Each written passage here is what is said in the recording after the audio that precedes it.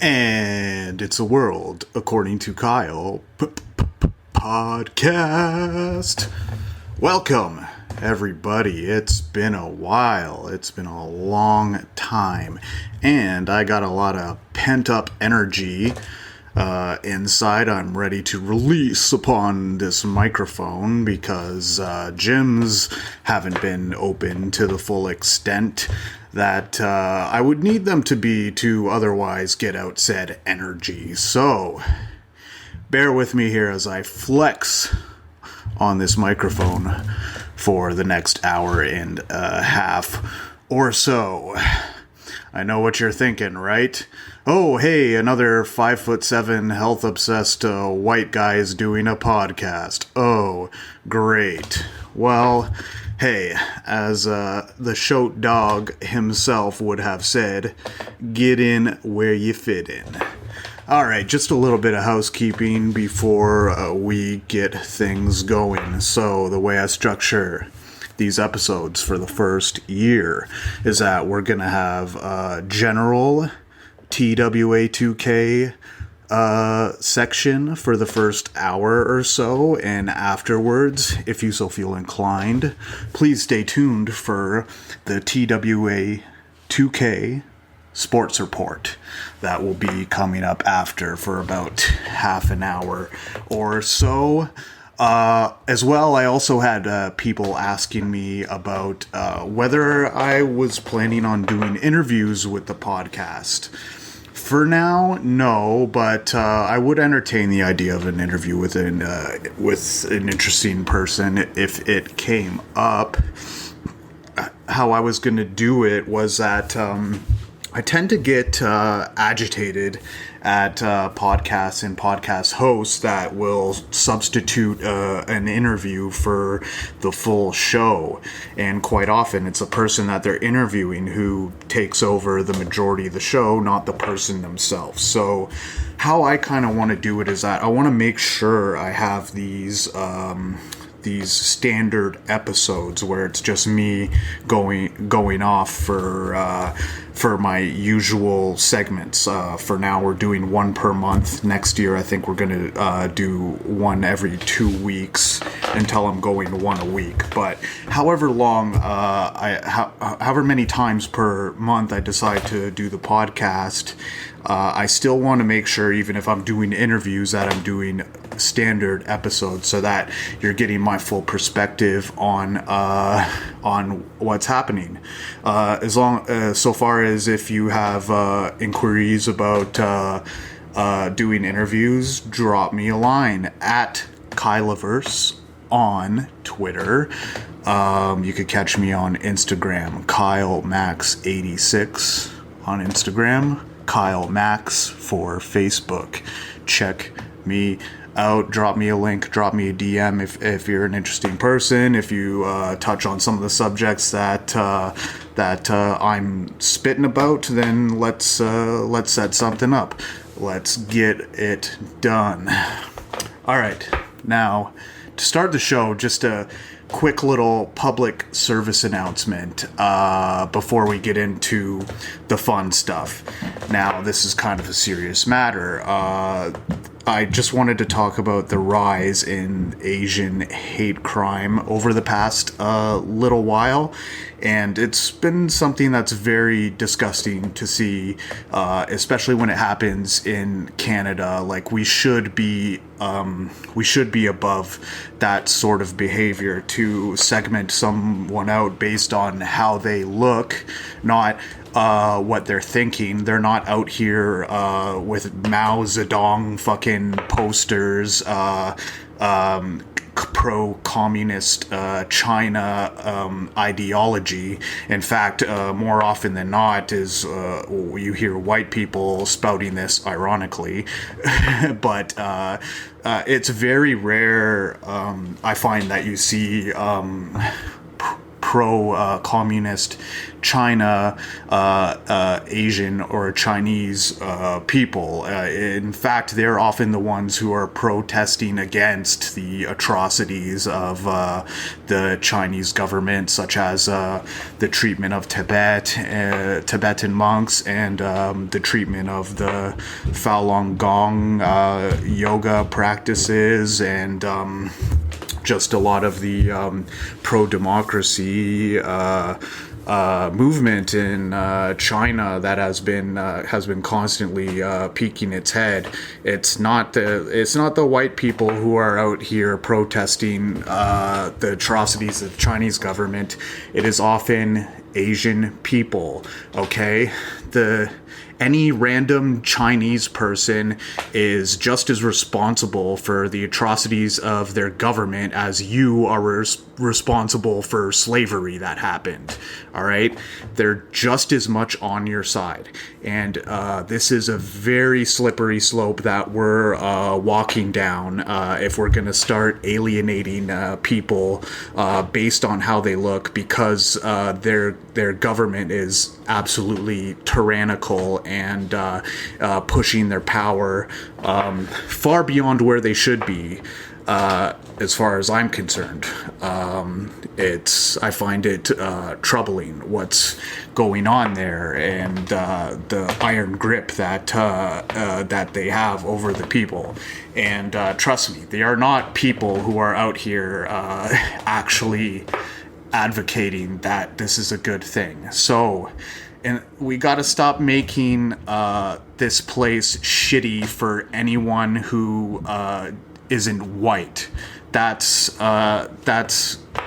perfectly clear to me at this point. And we're not gonna win the culture war if we keep walking down this slope of racism. We got to have a little more sense of decency of ourselves and stop making this place terrible for others, because generally speaking, Chinese people, they follow laws, they get along well with us, don't fear much from them. They embrace Canadian lifestyle while holding their traditions. They're not by and large, they are not bad people, but the government in China has gotten out of control. Please do not bring hate or harm to your Chinese Canadian or Chinese American brothers and sisters. They are exactly that, your brothers and sisters, and they should be treated as such. Okay, now with that out of the way, we can finally get along to some less serious topic and subject matter. So let's start it off like this, lighten things up a little bit. So I have a question for the audience. Are you guys a mix in the sauce audience or a sauce on top audience?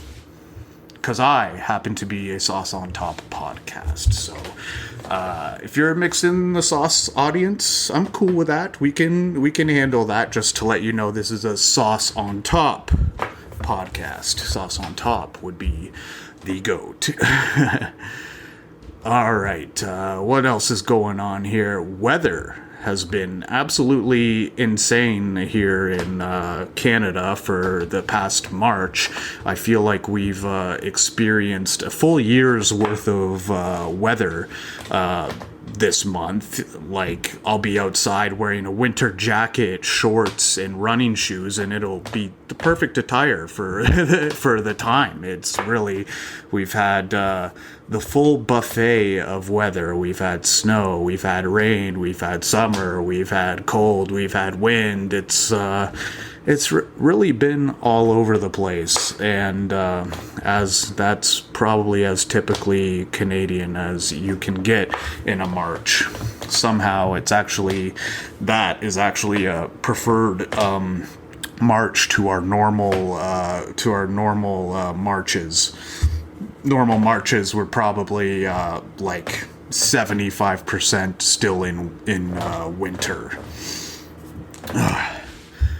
So you know, I'm watching a fair bit of YouTube and podcasts myself. It's entertaining. I don't really watch Netflix. Every now and then I'll watch an odd movie, but something that's been annoying me is the begging for likes and shares at the beginning of videos. Now, I can kind of understand it if you're going at the end of a video and you're just like, hey, if you made it this far, smash that like button, etc. But too much of the asking for likes. What am I supposed to fucking watch your video for like the first minute and decide that I like it then and there and give you a like button? Oh, hey, I'm trying to get to 15K. I'm trying to get to this number, that number. What the fuck do I care? Either it's a good podcast or a good show or it's not, and I'm gonna like it based on my own stipulations. And in fact, the fact that you're asking me, begging me for a like makes me less likely to like it. We like the things we like the things we don't like. We understand the concept of sharing and of liking things. We don't need to be constantly inundated and being begged at for fucking for smashing the fucking thumbs up button. Like, give it a rest for all the time and the effort you spend crafting together something to tell somebody to like your shit. You could have just honed your craft a little bit better or found something else to talk about or tried a few more lines, something like, just, you don't need to, we understand that there are thumbs up and thumbs down. We understand the concept of it. Do not need to be reminded about it every time. No one cares about your benchmarks that you're trying to hit besides you. So just give it a break, Let it breathe. Let the content speak for itself, and it will be liked or disliked regardless. When is too much memeing? I'm having this question that I'm asking myself. How much is too much sharing? How much is too much posting? Because it takes a lot for me to be able to unfriend or unsubscribe to somebody. And one of the things that I'm very bullish on for unsubscribing is that if you are like constantly posting fucking memes, like, how much is too much? I feel like if you're doing like 10 memes a day, goodbye. That is like, you should only be allowed to share somebody else's thoughts. Like, I'm trying to think of like an extra, like, one for me is like way more than enough. 3, I would say.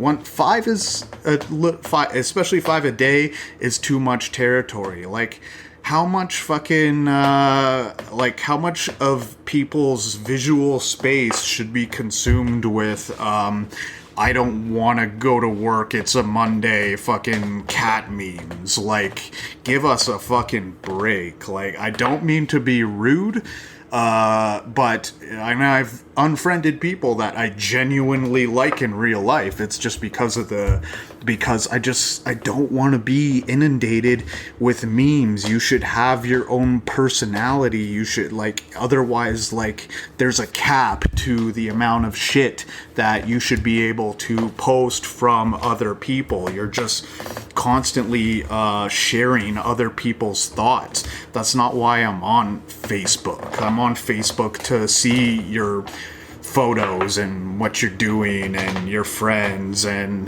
how you're doing and what's going on with your life and what you need and if I can help, etc. I'm not there to just be smashed with have my visual space consumed with other people's thoughts that you're sharing to me. It's a little much, and I've dealt with people who've given me death threats who are still on my Facebook. Yet, if you post 10 memes, that's it. We gotta cut you out. So we gotta figure out what's socially and not socially acceptable amount-wise to be posting as far as memes are concerned. And as far as Facebook and Twitter are concerned, I'm like, it's weird. They're similar and different. Like, Twitter's definitely a lot more elitist, but I find that the things that I'm posting on Facebook are often the same things that I'm posting on Twitter. It's just instead of posting it to someone you knew from grade school, you're posting it instead to some famous person who you're never going to see in your life. But other than that, it's just the audience that's different. The audience is different, but basically what you're posting, what I'm posting anyways, doesn't seem to be any different. It's just a different format with different things about it. And speaking of Twitter, Elon Musk had a tweet about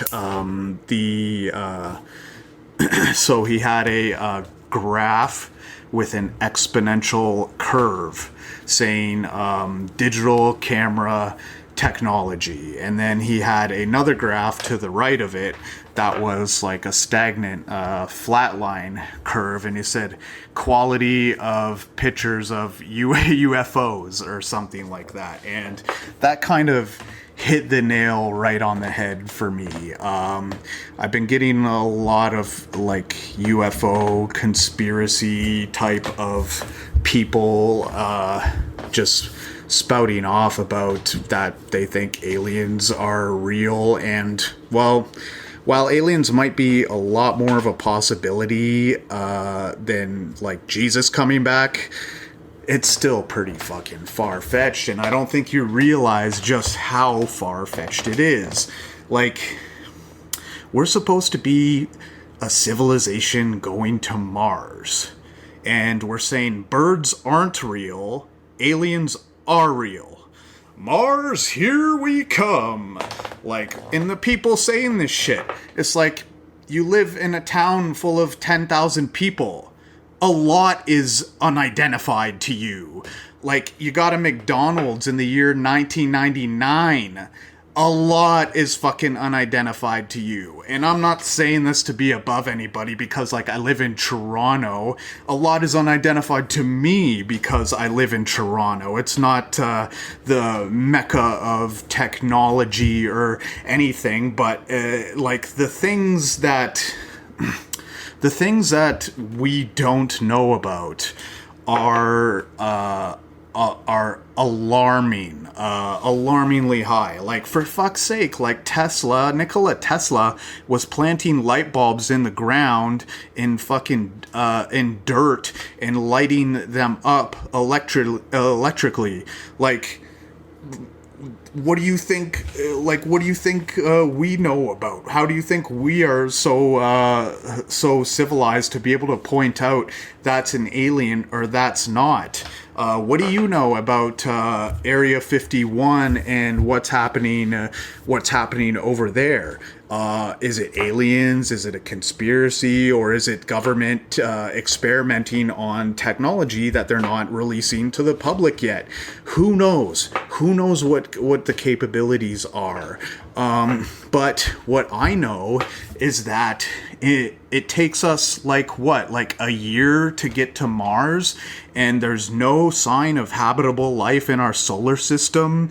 Do you understand how long it takes to travel light years? If you're talking about something that's like not in our solar system, we're talking the amount of time that it would take to be able to get here.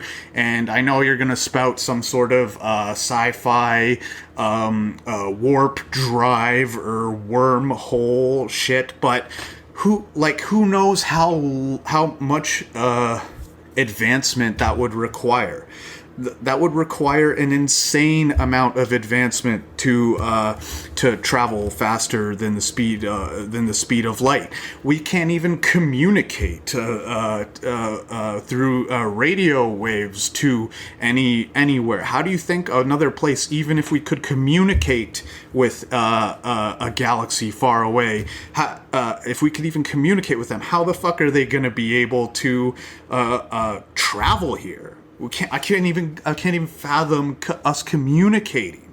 Yet they're gonna be able to travel here.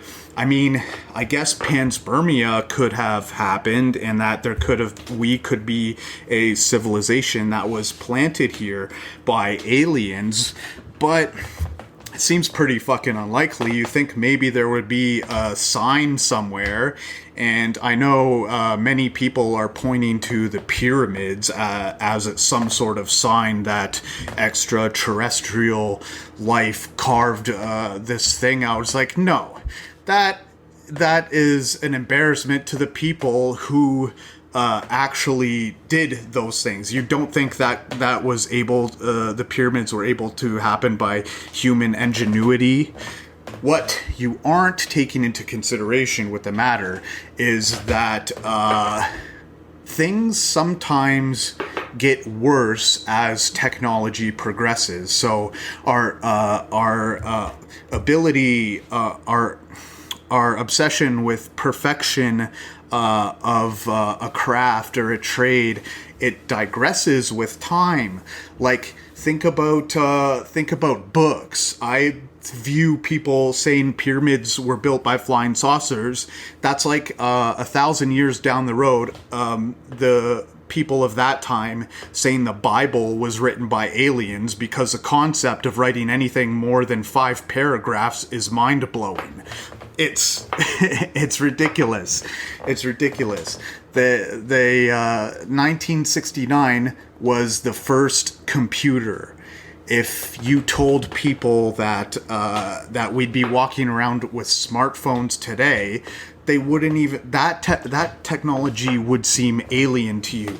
So maybe just consider, like, there's that the amount of leaps of things that would have to be just right for aliens to exist and be here and watching us or whatever is insane. And thinking about it pretty much leaves us nowhere. We would be better off just approaching our lives as if it wasn't a thing, and then hey, if the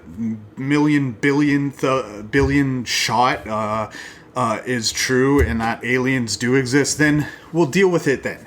But we gotta have a lot more of a skeptical eye on this, because everything that you see as far as evidence is very, very speculative. All right, so let's just slow our roll a little bit and take off the tinfoil hat and approach reality as it is, not as some fantasy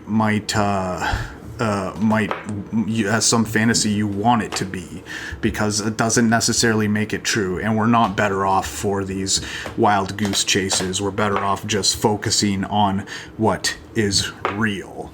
And you figure Elon Musk would know. Like, I mean, look at the rockets this guy's spaceship is capable of building. Like, if there was any extraterrestrial life or the potential for extraterrestrial life to get here, you think maybe the people who are going the furthest outside of Earth would have a very important say on the matter. I would put his say ahead of lots of these crackpot conspiracy theories who just want to get you into a fearful mind state. Ooh, okay, now for an absolutely infuriating part of my last month or so that I've had to deal with. So this is an insurance debacle that I was going through. Now, how I'm gonna approach things is like, I don't ever want to get personal. So if anybody says, "Oh, hey, that's me," or "Oh, he's talking about me," then that's on them. That's on them to own up for that bullshit. But why would you? Because I'm not gonna make things personal. I just want to talk about things in order to make people aware of what's going on with people, with companies. In this case, what the companies I'm not gonna mention names of companies. I just want to talk about my situation in order to just make people aware of things that are going on. So I bought a car in 2019, right? And I started up insurance in May of 2019. So been driving around. I got my full year done. So May of 2019 to May of 2020. The car was having some repair issues, right? So I had kind of my head on a swivel with this car, and now we're going into the continuation of my insurance after the year, which I was obligated to. I agreed to a year of insurance. So around October of 2020, there was massive problems with the vehicle around the end of October. So it was going to need an oil change. It was going to need, what are those things? Shocks and struts, which was like $1,500.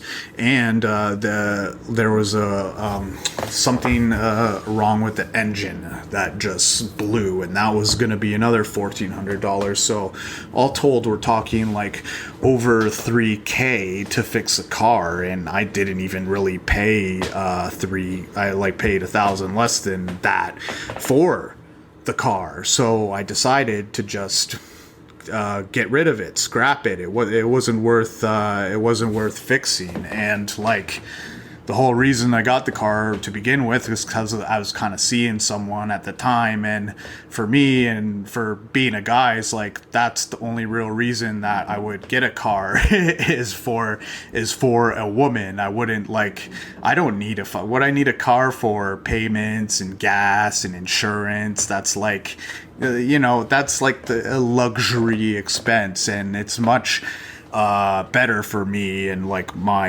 investments if I have the liquidity that riding around in a car doesn't really provide. So I wanted to nonetheless, I wanted to get rid of the vehicle, and I did. So I had a funny feeling about dealing with this insurance company.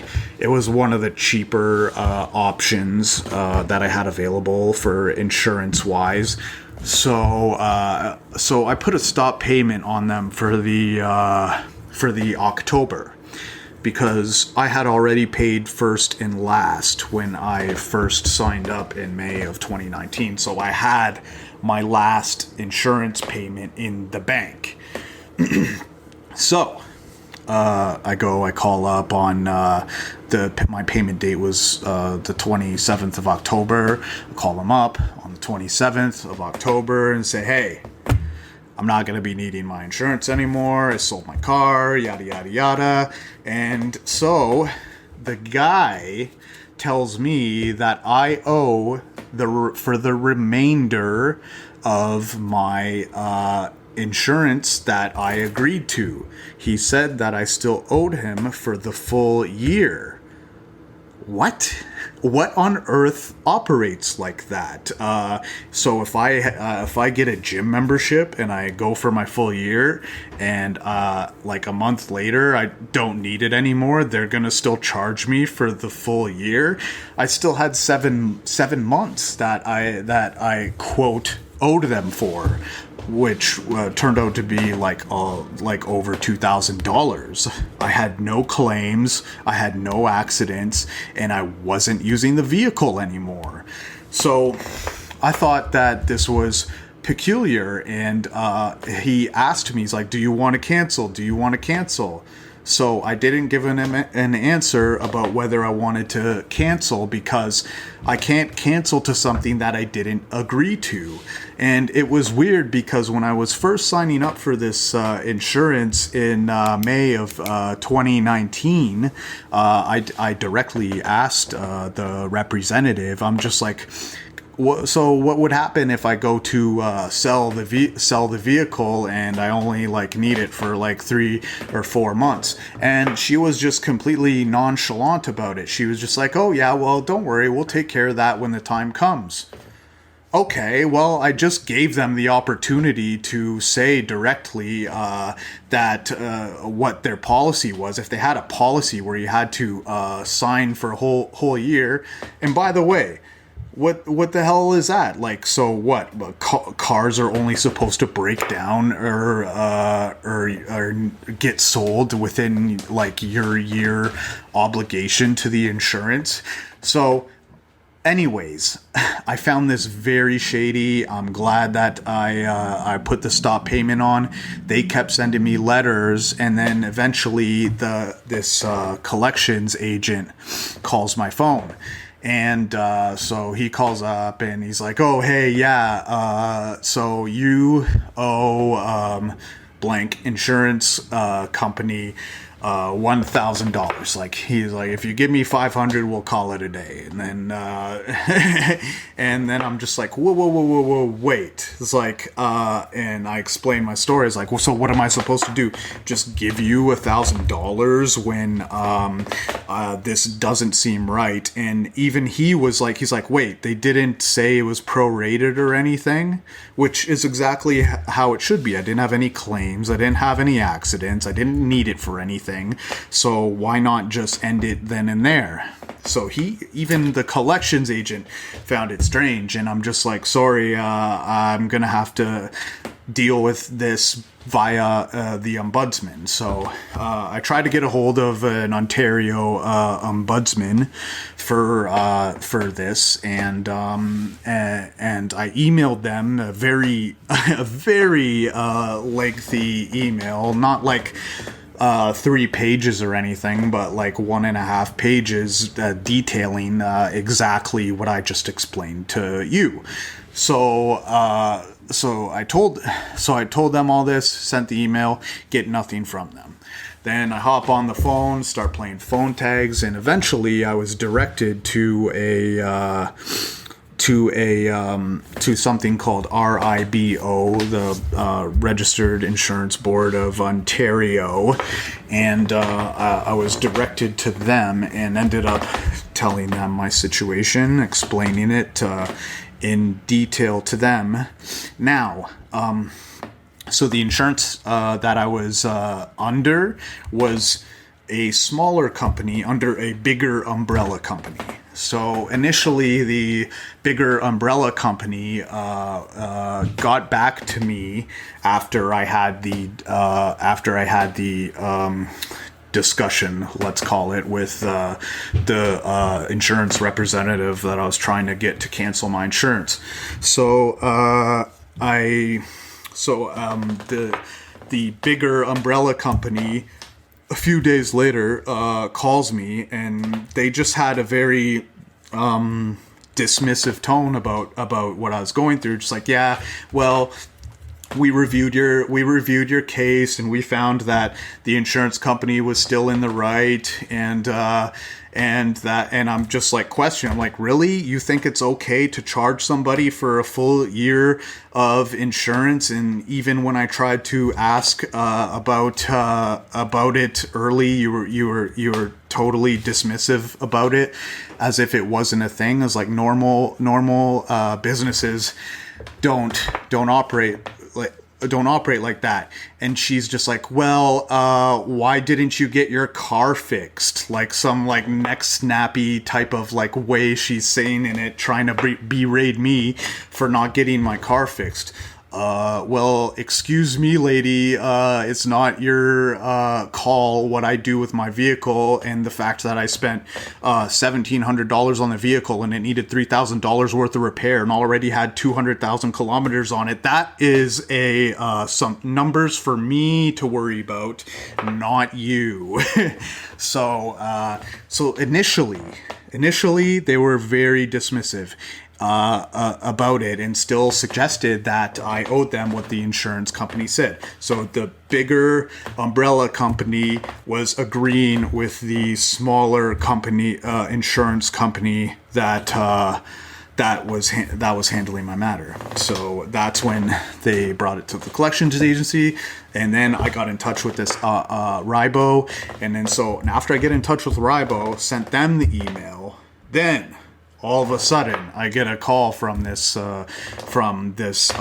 bigger umbrella company saying, oh, hey, much different tone this time, that they're going to review the matter again, even though they reviewed it a first time and didn't seem to have much to say. So they get back to me a day or two later saying, oh yeah, we found, everything's good. We found that, we're just going to cancel it, and we want everything to be okay. And it's like, if you ever have any more insurance, just come back and get to us. And I'm just like, if you would have did this the first time, then there wouldn't have been this bullshit, and you're trying to ruin my credit over this. But it's really odd. If any of you have any experience with trying to deal with this, then and you've had like negative experiences with insurance companies like this, let me know. This seems very rare. They gave me I just had some penalty fee of like $100, and plus I already had my last paid for, so it shouldn't have been an issue. Like, I just worry about somebody who like maybe English isn't their first language, and they get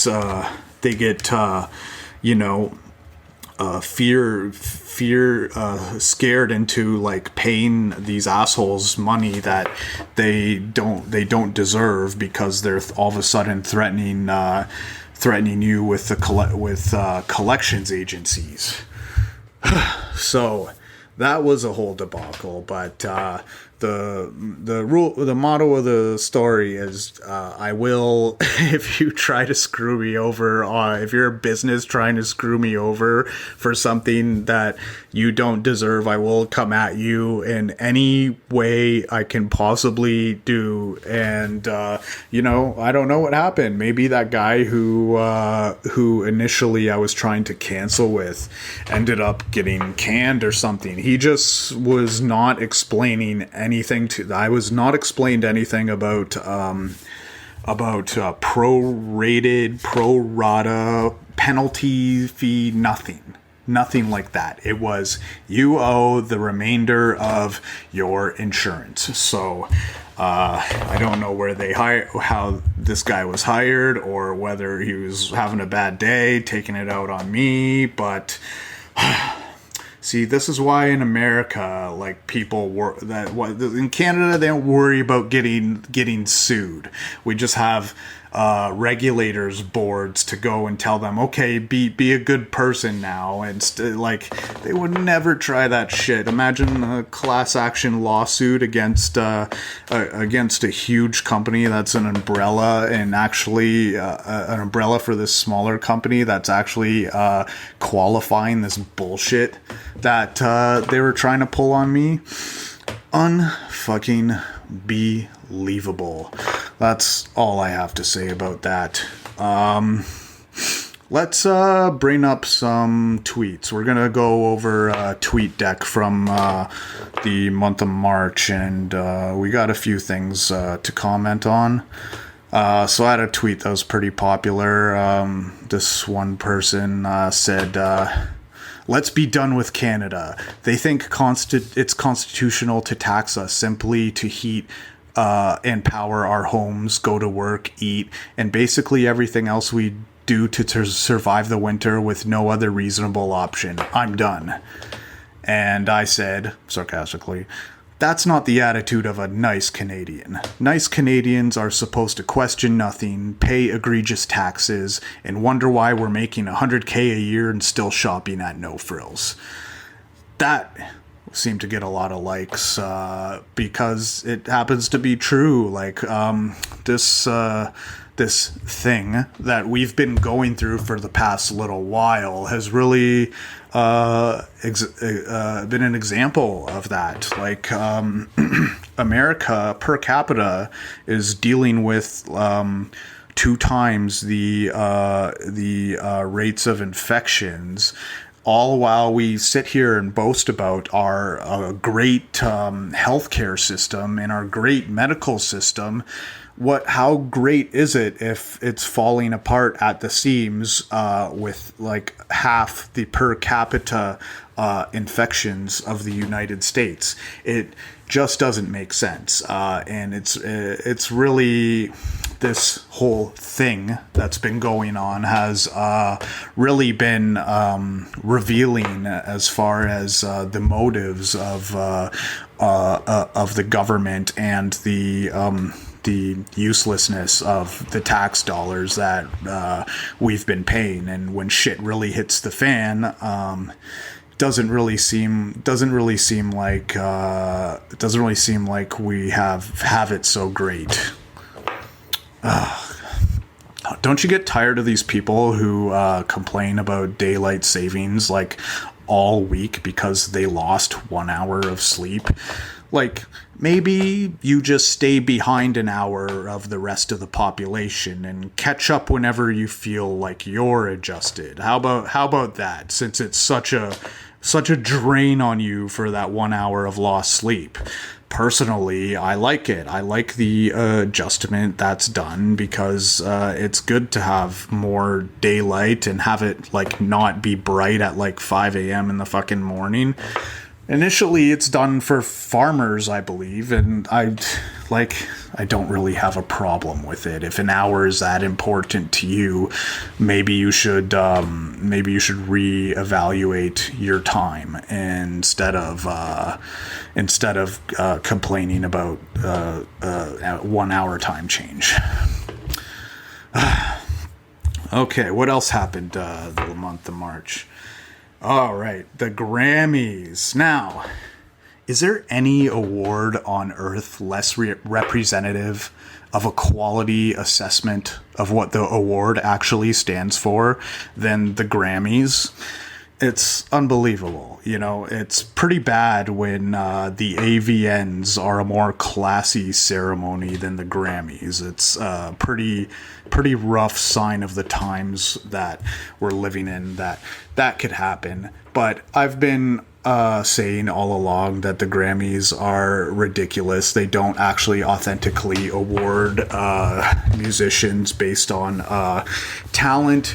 It is just a popularity contest, a giant popularity contest and slash strip show now. So not that I was really expecting anything greater from the Grammys, but I've learned to just accept it and that it is what it is, and don't expect much more going forward.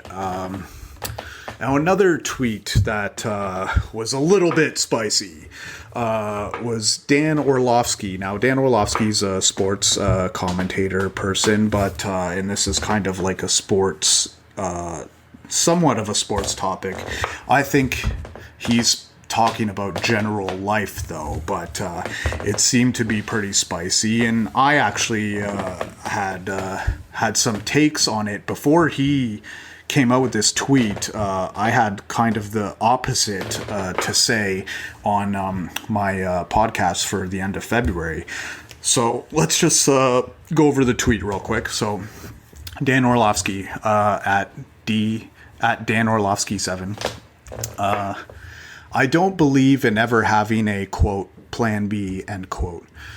I never have. I believe when you have a plan B, you, 1, never exhaust yourself to something, a goal, a dream. 2, never fully experience failure. That doesn't make sense. And 3, without fully experiencing failure or embarrassment, you will never fully grow, in my opinion. Now, that seemed to get a lot of feedback. Now, while I was on the other side of it on my podcast, where I said it's good to have your eggs in a lot of different baskets in case one of the baskets has holes in it, then but I do believe there's something to be said about not giving up on things and about seeing things through. And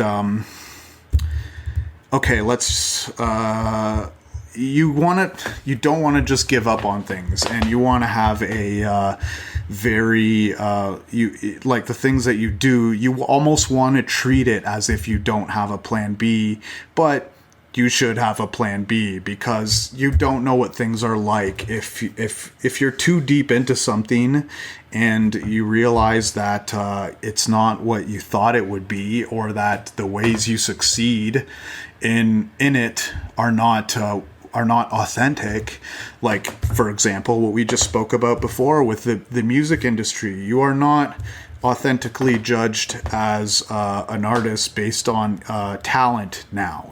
That's just out the window. So you're telling me that somebody should go along a dead end path, where they're not going to be fully appreciated, and they're just realizing that, because you can never know from the outside until you're in it. You do not know the mechanics of success until you're knee deep into that into that thing. Now, I've been the type of person that has jumped around from thing to thing to thing, and it's worked out for me. I gained a lot of skills that I would not have otherwise if I had just stayed in at a job where they might have just been using me for things and had no plan on advancing me. And it's good to just I feel like we're like almost like too much into Orlowski's vision, how it's just have a narrow focus, but and it's good to have the other side of the ledger shown, and that you can if you're an artist and you realize the industry is full of demonic Satanists that have no intention on, if you have any kind of soul whatsoever, have no intention on promoting what you're doing, and then so maybe teach music or tutorials, YouTube, be a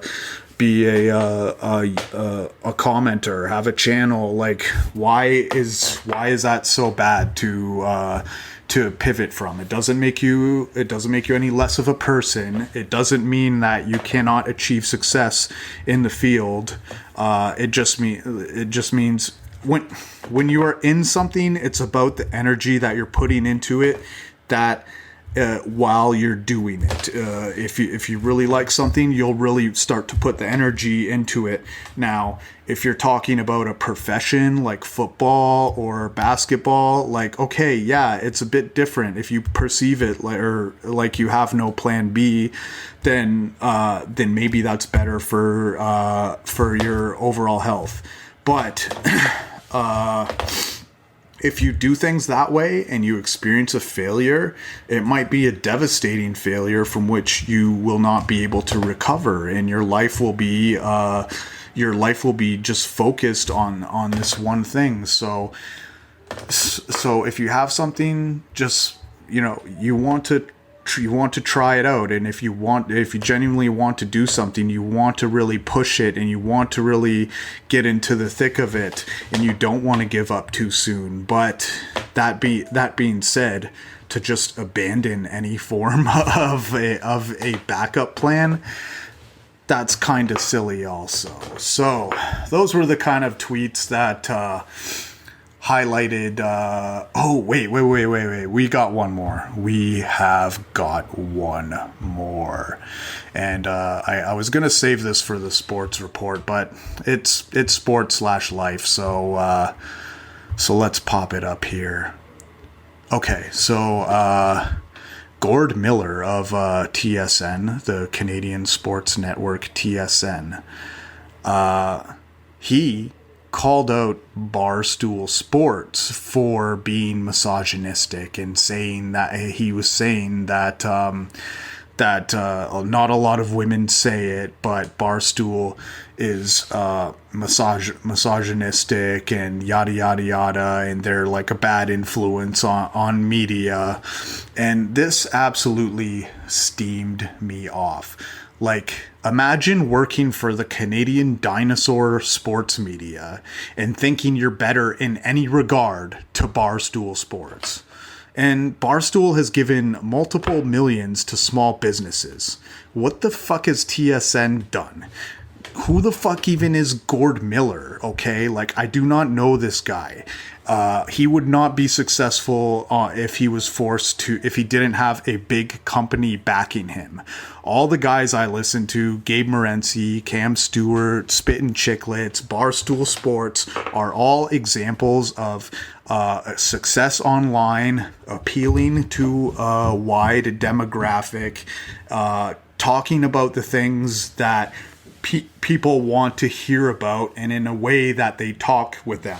Not this button-down corporate Tommy Too Good Canadian sports media suit and tie mentality. That shit don't fly on the internet because we know that's fake as fuck. If Gord Miller were to compete honestly, he would not survive. He would not survive in the new media landscape. So I think it's just a little like to him getting on his high horse because he sees that new media is leaving him behind, and he's just wanting to counter that as much as possible. But these are the winds of change, and if you don't get with it, you're gonna be left behind. And to me, in my way of thinking, if you need a large corporate entity to support your content, if you wouldn't be able to survive if you didn't have this large entity backing you, the large entity should not be backing you, and you should not, and they should cut loose with you. And it's happening. Your time is coming. All these ESPN layoffs, social media is taking over. The people who are adapting are winning, not these fucking Tommy Too Good sports, that's gone. That's gonna be done with. So fucking get prepared. Shape up or ship out. That's what I say. Another thing that has been happening, this was actually a little more recent, Chrissy Teigen quitting Twitter. Now, because she was showing some struggle she was going through with stillborn baby and posting it on social media. Now, it's sad that everybody only has to operate in extremes nowadays, and like, why does everything have to be political and a giant political statement? Like, she was just kind of showing what she was going through and trying to help others who might be going through it also. How can you come on any kind of extreme for that? Like, there's a difference between like dudes in drag going and reading to your preschooler and just bringing awareness to a struggle you're going through to maybe help others deal with it. Not everything has to be political. Sometimes we can just kind of sit on the fence and realize, hey, maybe if I'm not going through this, or if I can't understand the struggle that someone else has to go through going through this, like, why do I have to sit here and call this out and like try to have an extreme opinion on something that is only going to be problematic, So, ease up.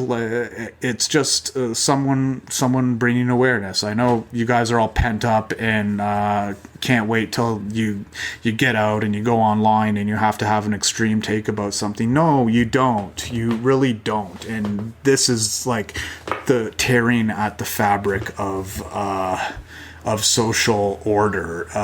The fact that we just can't we don't have nuance, and we don't understand nuance anymore. It's really disheartening, and it sucks for people to have to quit Twitter because of that.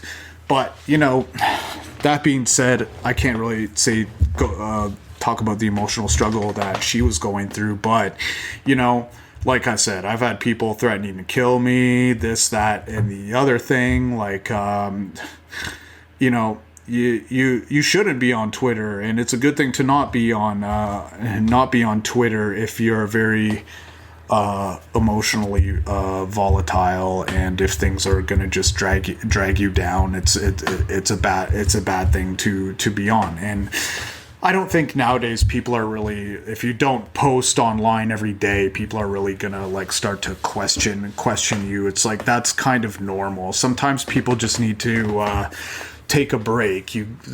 Getting too into this world where we just react extremely to things and have like no consequence to it. It's new. That's a very new thing, trust me, and we're still getting used to it. But you can't really hate somebody for wanting to get away from that, and people just need to slow their roll. And if you're ever gonna do something like that, you better just be prepared. And I think the last thing that I wanted to talk about was the remakes that we're doing in music. These dance remakes. So I heard like electronic remake of Chasing Cars, the remake of Memories, the thunder only happens when it's raining thing song, and the other one was the You Got the Music in You, the New Radicals remake. And I just want to point it out that it's very indicative of modern music and what is wrong with modern music. The artists who are singing these, who are pouring their souls into these songs, they would not be able to sing the way they're singing with these fucking electronic beats. Like, the part of the reason why they're able to sing the way they're able to sing is because of the instruments. We're getting too much into this electronic computer software completely creating music, and it's really sucking the soul out of the music industry and the greatness of the music that we like. Why do we connect so much with these songs after like 20, 30, 40 years? It's because of the soul that they're pouring into it when they sing, and what the modern music is doing is just sucking that out with like computer generated beats, you can't pour your soul into singing something. The part of it is the instrumentals, and the fact that there's another person pouring their soul into the guitar and pouring their soul into the drum and pouring their soul into the bass, and while the easeability of creating music has gotten away from that, and it's for the worse. One thing, it's creating a lot less jobs. you got 3-4 less people, but the main point is that it is sucking the soul out of music. And nowadays, music is just like toilet paper. Like, you wipe your ass with a one-hit wonder, you flush it down, you might not ever hear it again. And you wouldn't really notice, or you wouldn't really care that you didn't. We need to get back to actually playing instruments. And while some of my favorite music has electronics in it, some of the music that I consider greatest has electronic elements in it. But it doesn't completely overtake the rest of the other great natural bass shredding of a guitar, a great drum solo. What are you supposed to have a great drum solo on a fucking computer software? Oh wow, that was amazing. Yeah, you really flicked your finger. Great there, DJ. It's just, that's what's missing from music now. That's why the industry sucks. It's too easy to make something, and if you try and criticize anything, they're just gonna call you racist or homophobe or whatever against whatever artist you're saying. But I think we need to get back to the basics as far as that one is concerned. So that's it. That's all I got for you folks. That's the end of our normal The World According to Kyle podcast. Now, feel free to stay tuned for the sports report that is coming up after I take a quick drink break. If you're gone out, if you're not sticking around for the sports report, thanks for tuning in to the World According to Kyle podcast. Hit the subscribe button, give me a like now that it's the end of the episode and you were able to fully appreciate it and didn't back down after 10 minutes or so. So thanks for listening, y'all. I'll be back next month, and out. And TWA2K Sport Report is back. All right, welcome in, everybody. It's the Sports Report. Now, UFC 260 just wrapped up. We got a new champ in town. Francis Ngannou takes the heavyweight belt from Stipe Miocic in an impressive knockout fashion. Now, let's see how long he'll be able to hold it for. There's definitely a couple dogs up there, a couple of dogs high ranked in that weight class that can make some noise. That's for sure. But Ngannou is a tough out and looked very impressive last night. Now, question: is Sugar Sean O'Malley back? Is he back? Did you like his performance there?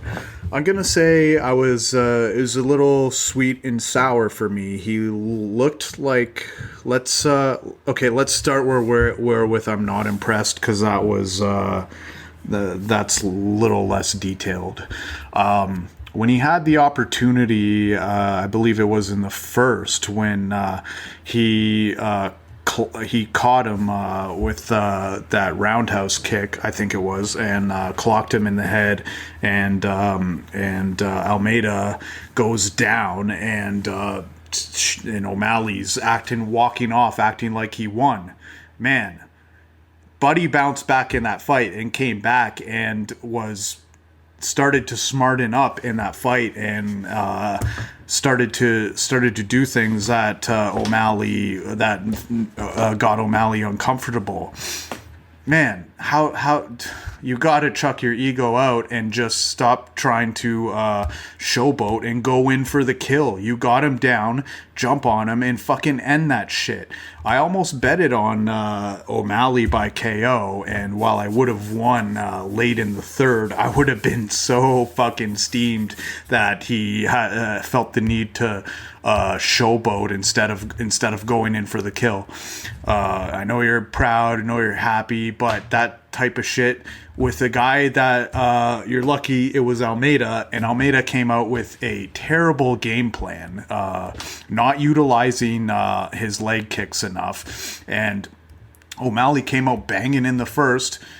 What if that was your only opportunity and you decide to strut instead of going in and fucking ending the fight right there when you should have? So that, not impressed. But I'm also a little impressed with how O'Malley came back and how he was checking his kicks. His legs seemed to be a little bit stronger this time around, and he seemed to be working on the issues that were the problem the last fight with Vera. But we'll see. It'll be interesting. This was a type of matchup where you expect O'Malley to get the KO, and he went in and he did it. But I don't want to gas him and be like, oh yeah, you totally crushed it there. That was one glaring area that against a more against a better fighter with higher fight IQ could have got back and won that fight from him. So the other thing in UFC 260, the early prelims, was the ref in the Azaitar Barriault fight. So in round 3. I forget what Barriault clocked him with, but I think it was a hook, and popped out Azaitar's fucking mouth guard. And so the ref is coming in, and he's almost like waving his hands, like he's coming in out of like emergency, because he's seen what we all seen, that Azaitar was fucking knocked unconscious and he was hunched over, he was slouched over and unconscious, and the ref comes in. He's running in and is like as if he's going to stop it. His arms are at his side as if he's going to stop it, and then he just pulls back at the last second. He actually ended up tripping Azaitar, and Azaitar got on his back and got the shit beat out of him for like 4 minutes straight. And when Barriault had a full mount guard on him, just beating the living shit out of him.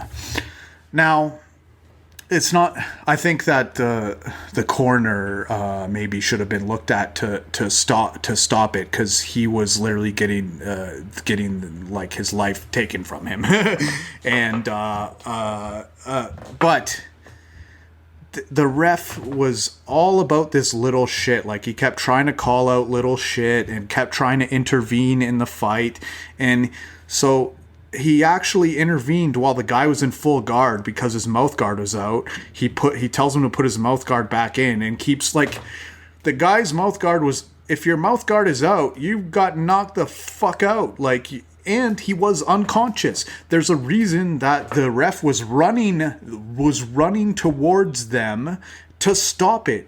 Once you're at the point where you're running in, it's too late to decide to come off of it. If you're at the point where you're running in that means that somebody is knocked out significantly, and somebody is unconscious. And if they are not conscious, then that's it for them. You can't go conscious and come back into consciousness and still be expected to fight.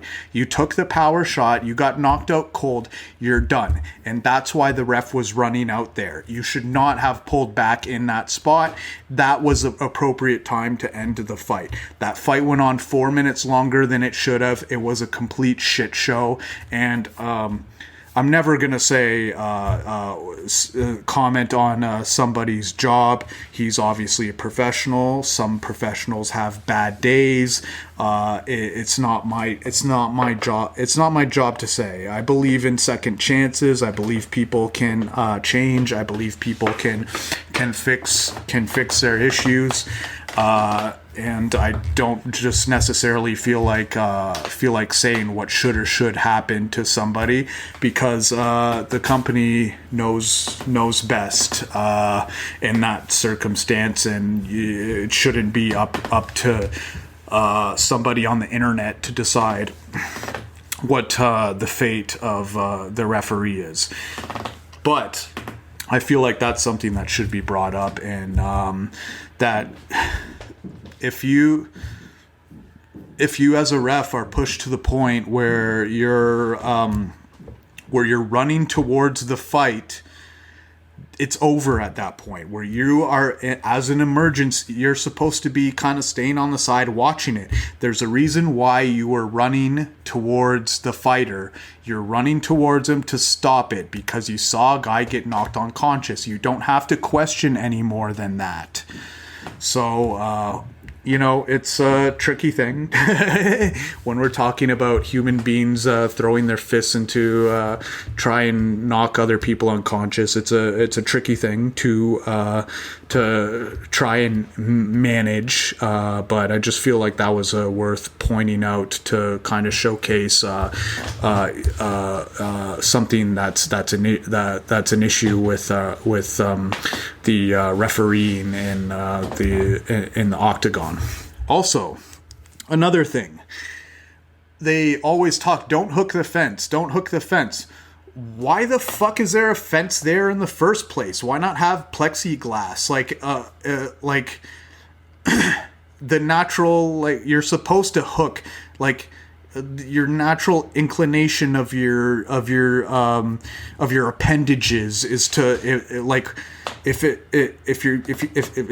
hooking onto it is illegal, then why the fuck is it there in the first place? It's an octagon. Make it out of fucking plexiglass. Make it out of whatever. But why have a fucking cage there? And you're not supposed to hook on it. Like if your big toe touches it the wrong way, then you're just supposed to get fucked in a fucked position, that in a dangerous position because the fence that shouldn't even be there is interrupting your movement. That's stupid. The UFC needs to put plexiglass in or something. You can't have a fence and have, why is a fence there if people aren't supposed to use it? End of story. And so the UFC before 259, the Adesanya moving up to light heavy. Now, a lot of people trashing and throwing shade at Adesanya, but I don't feel like this is a huge stain on his accomplishments so far. And in fact, I give him a lot of props for, he went all 5 rounds versus a title holder while he's, moving up 20, 25 pounds. It's a very bold thing to do. And there's no reason why he can't one day get that belt. Adjusting to that sort of weight is extremely difficult. You're moving around differently. You're generating power differently. You're doing different things. And, do I think maybe he can't beat the top of the division, but hey, man, if he wants to, that'll help him. That'll help him for when he's fighting in lower weight classes.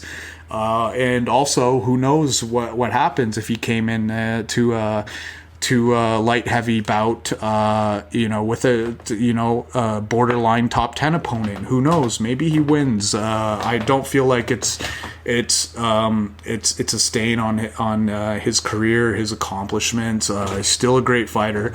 I'm still stoked to see him every time he's in the ring, and good for him for trying something, because no one was challenging him in the division he's dominating. So of course, try something new. Why not? It's not a bad thing.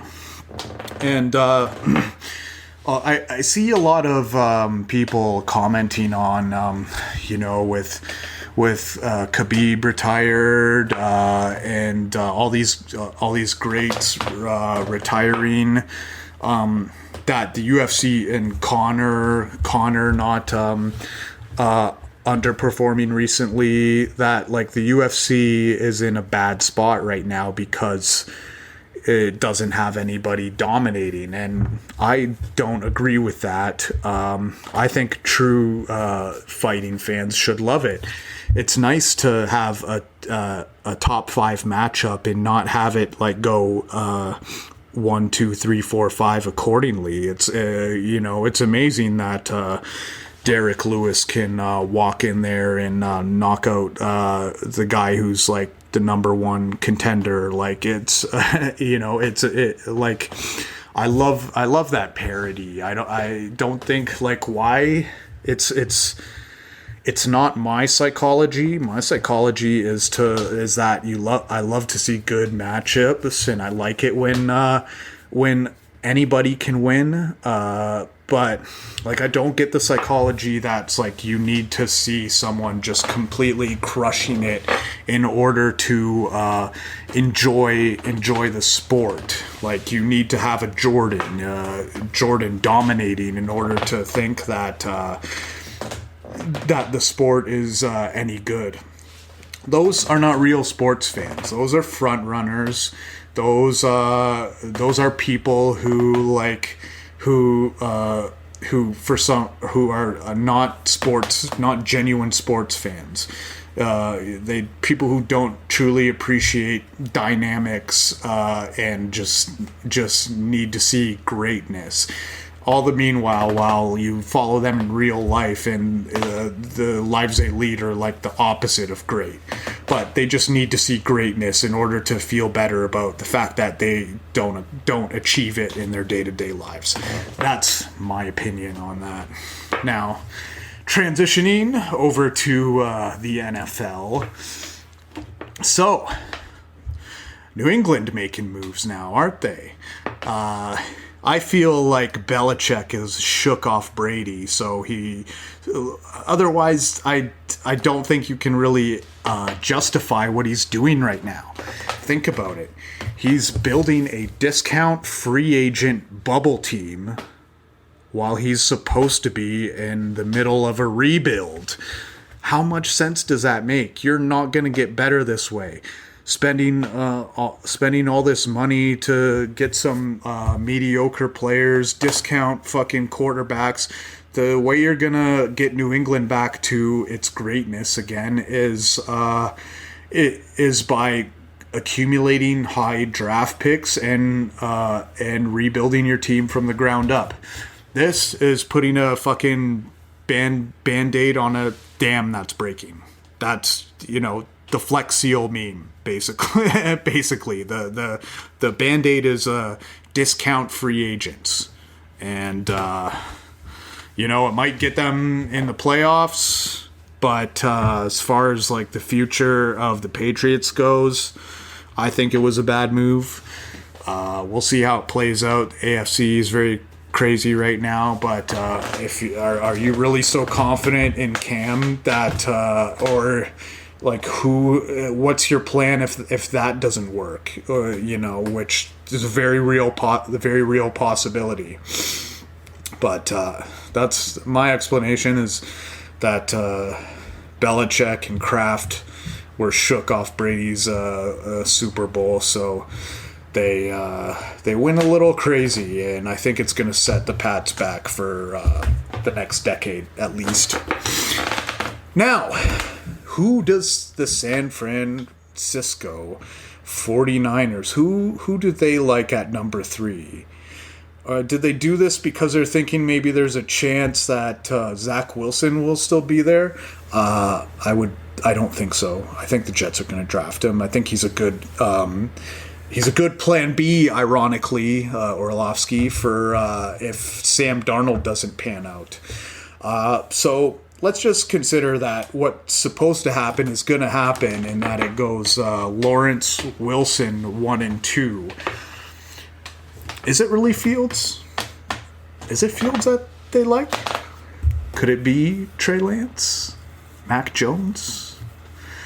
I don't know. It's interesting. San Fran, if they're making that kind of move and giving up 2 first-round draft picks for the future, they definitely had to have considered that Lawrence Wilson would go 1 and 2, and they have to have liked somebody. Everyone says it's Fields. I wouldn't be surprised if it's Lance. They got Garoppolo. They can roll Garoppolo out there. They got a very young team. They can have a Mahomes situation, which is a very the Mahomes that played out is a very good situation. Develop somebody for a year and then start to roll them out. So it could go either way. They're in a position where they could do both if they feel like Fields can come in and jump out right away, or if they feel like they have a year of Trey Lance to develop. I think Trey Lance is a higher upside, to be quite honest with you.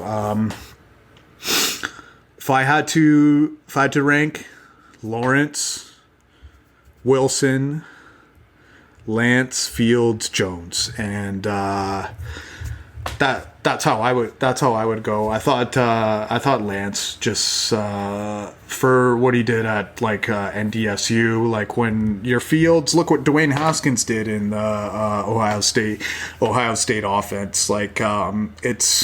It's almost like I hate to say it's a knock, but like when you got guys that are that good at getting open, and then you go into the NFL where your throwing windows are so much smaller and tighter. It's really just a whole other dynamic, and it's a whole system. It's a system shock.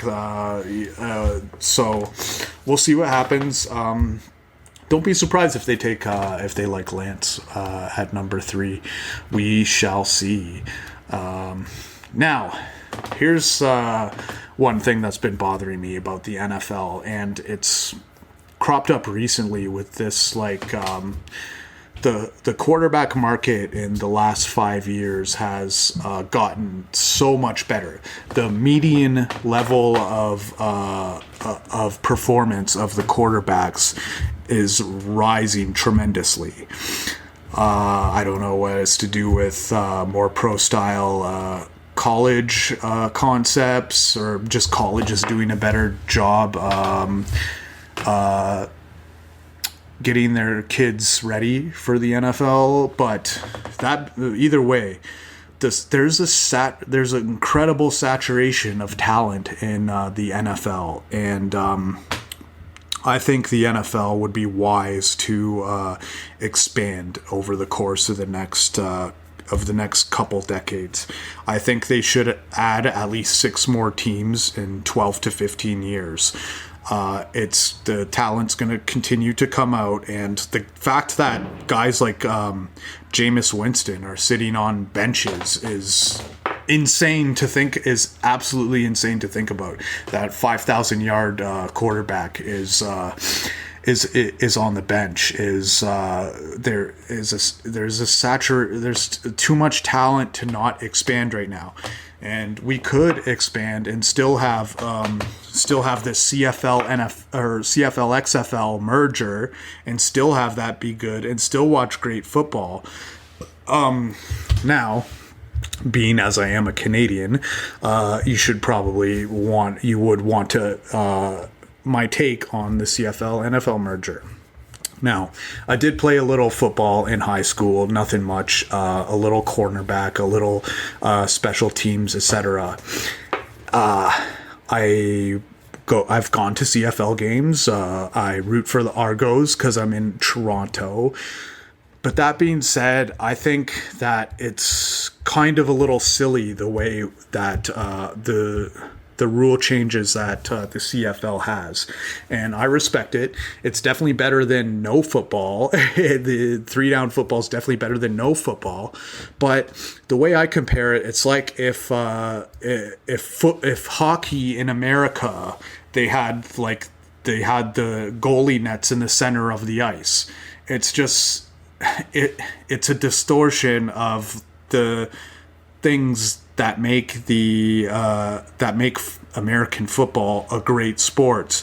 Having the field goal like at the front of the end zone, like somebody could run into that shit, the ball could like doink off the fucking off the field goal post, the fucking like 25-yard end zones, the 3 downs, the constant punting. It's just like, I think like kids that grow up playing CFL are less they're less prepared to be professional football players. I think that the changes that the CFL makes to the game make the game less watchable, quite frankly, and it just doesn't make sense. You need 2 downs to get 10 yards. Well, that basically, why ever run the ball? Literally, unless it's a fake out, why are you running the ball? Like, what? No running backs average more than 5 yards per carry. If you have a running back that averages 5 yards per carry, that's a running back who's literally tearing shit up. And so that's like the best extreme outcome for a runner, is to average 5 yards per carry, and that's what he's got to do to be able to make a down conversion in the CFL. It's just, I really hope that the CFL does not skip this opportunity and this chance to work with Dwayne "The Rock" Johnson, and to work with the XFL, because we're getting a huge lifeline here. Like the CFL was the alternative to the NFL, and the XFLs came in, and immediately they've grown a fan base, and they probably will, to be quite honest, grow a fan base that's larger than the CFL if you give them enough time. And The Rock, because of his former connections with the CFL, is reaching out and trying to make things happen. We cannot turn down this opportunity to advance football in Canada and to play football. Fuck tradition if the way that they're doing things is better. The reason why hockey's played in America the way that it's played here is because we made it better. We made it it's a good product, and that's why America is playing it over here. We need to have that same mentality and stop thinking, oh, we're different and we're being Canadian and we're being different. If America does something better, why not adopt that? Why be stubborn and just say, oh wow, Canadian culture, like let's keep doing things. Let's watch football where there's fucking like 50 punts per game. That's not the way forward. We're very lucky to be in the opportunity to have an opportunity where the CFL and XFL can merger and create a awesome second league to be able to assess talent and to be able to spread the game of football in North America. And please, CFL, do not ruin this opportunity. That's it. That's the sports report. Thank you, everybody, who stuck around and listened. And until next month, I'm gone.